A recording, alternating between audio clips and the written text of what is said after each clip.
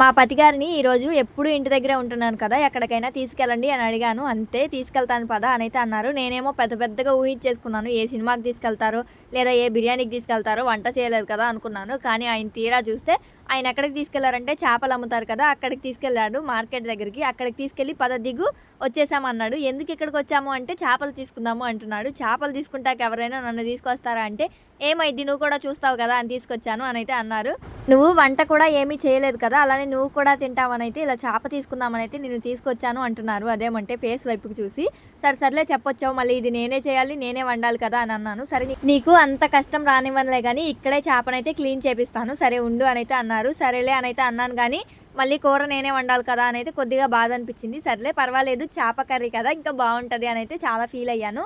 అలానే live fish అంటే లైవ్గా ఫిష్ పట్టివ్వడం కూడా చూశాను కదా, ఇంకా హ్యాపీగా ఫీల్ అయ్యాను. మా పతిగారి పనులు ఎలా ఉన్నాయో చూశారు కదా, ఏ బిర్యానీకో ఏ సినిమాకో తీసుకెళ్తాడని చాలా ఆశపడ్డాను, కానీ ఇలా చేశాను.